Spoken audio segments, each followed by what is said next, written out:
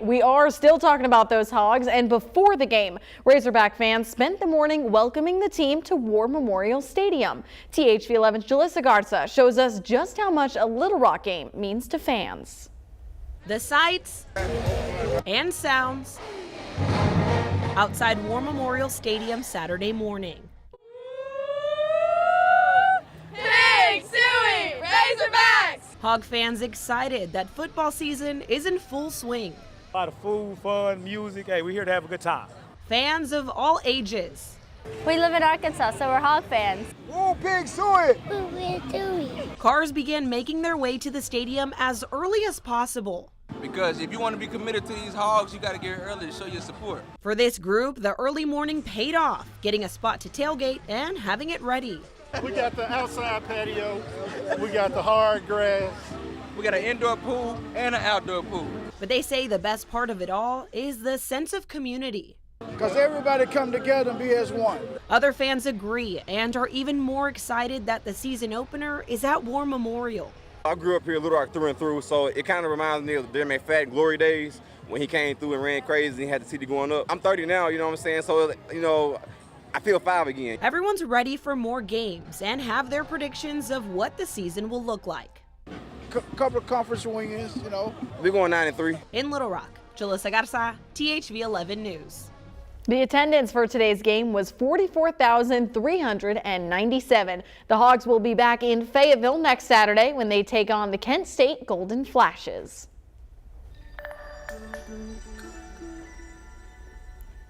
And the weather cooperated for the most part, although it was hot. Temperatures did climb up to the low 90s. 92 was the high at Little Rock Airport, probably higher than that at War Memorial Stadium. Temperature right now has dropped down to 80 degrees in Little Rock, 79 Hot Springs, 76 in Searcy, and we're only dropping down a few more degrees. We'll start off our Sunday morning, upper 60s to lower 70s across the state. Here's your planner. Those numbers will climb back up. It's the upper 80s to lower 90s, maybe some mid 90s in parts of the region, but also it's going to be more humid out there. So that heat index number, what it feels like, is going to be closer to 100 as we go into the peak heating of the day. We'll see a mixture of sun and clouds and also the chance there could be an isolated pop-up shower storm. That chance increases for Labor Day. More on that forecast coming up.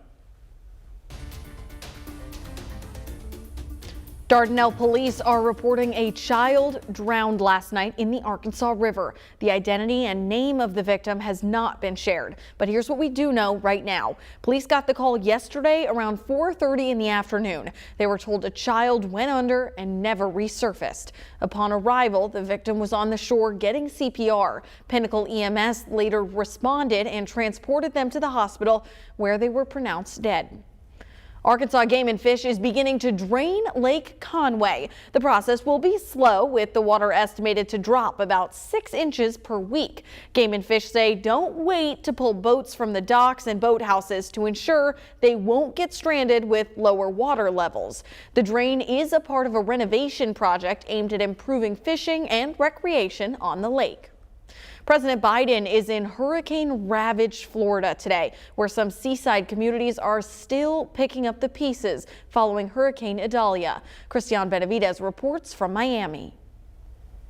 President Biden in Florida Saturday, getting a look at the damage Hurricane Idalia left behind, taking an aerial tour of the disaster zone while also meeting with federal personnel, local officials, and first responders. No winds this strong had hit this area in 100 years. Pray God it'll be another 100 years before this happens again. I want to thank the senator. Florida's Republican Senator Rick Scott was there to greet him. Noticeably absent from the visit, Florida Governor and presidential candidate Ron DeSantis, who instead spent his day distributing food in a different location. He did take a call from Mr. Biden earlier in the week. Okay, yeah, well, I'll tell Deanne, a place that it would make sense to do it. We're in Horseshoe Beach now. It's pretty rough here. And there's a lot of folks putting stuff together, but we will let her know.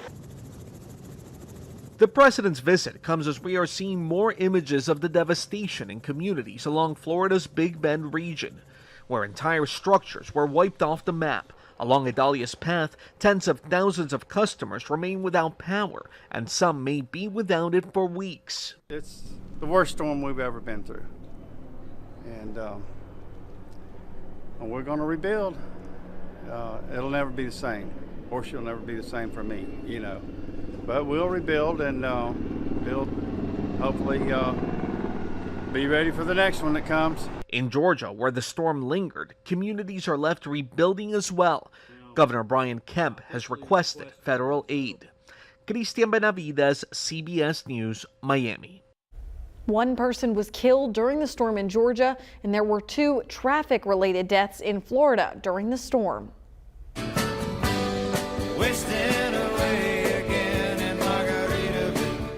Singer and songwriter Jimmy Buffett has died at the age of 76. The man behind Margaritaville had a career that spanned more than 50 years. A statement on his website said Buffett, quote, passed away peacefully, surrounded by his family, friends, music, and dogs. He lived his life like a song till the very last breath.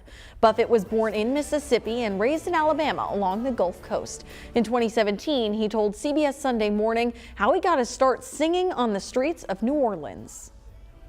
Do you think there would be a Jimmy Buffett if there wasn't a New Orleans? That's a very interesting question. I don't think there ever would have been. I mean, those years being here really were formative years for me. Buffett's cause of death has not been released, but he was forced to reschedule some concerts in May due to an illness. After several break-ins in the last few months, things are looking up for one Hot Springs nonprofit now that the community has stepped up to help. Another local nonprofit recently donated a little more than $13,000 to help Our Promise House buy air conditioning units and nightstands. Several copper wire thefts put the organization out about $70,000 and even paused construction for a little while. Now, the house for cancer patients is getting close to being finished, and the executive director says she's just thankful for all the support she's received. It makes me emotional because we wanted this house to be built by the community for the community. Any patient in financial need that is actively being treated for cancer in Garland County and lives in one of the 21 covered counties is eligible to stay at the Our Promise House when it opens. A Little Rock apartment complex is celebrating 2 years of turnaround. Before the new owners took over, we're told the apartment was unsafe and financially struggling. Now it's a totally different story. Ashley Godwin shows us how far they've come and what's planned for the future.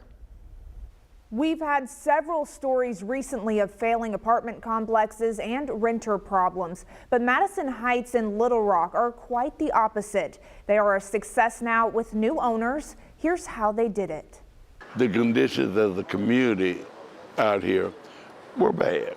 Eric Jordan has lived at the Madison Heights apartments for 5 years. For the first few years, he described it as mediocre.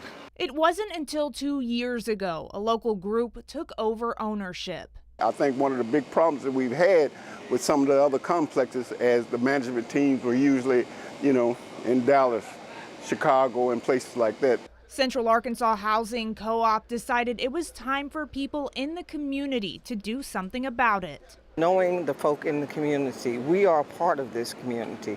We don't just collect rent. We are a resource for our residents. Resources that are especially important since the complex is located in a food desert. Making sure that residents have access to fresh fruit, fresh vegetables, canned goods, stuff that they can't normally get. The summer meals for kids, Sunday dinners for old folks. They also make sure the grounds are kept neat and repairs are done quickly. Can't get enough of hospitality here. Now the property managers have a big project they want to complete in the future. A neighborhood with the land they own behind the complex. We want to put people back on the porch. That is one of the great contributors to public safety. Building houses that have yards and people who are on the porch, just making sure that those residents, those children play in a safe environment. In Little Rock, Ashley Godwin, THV 11 News.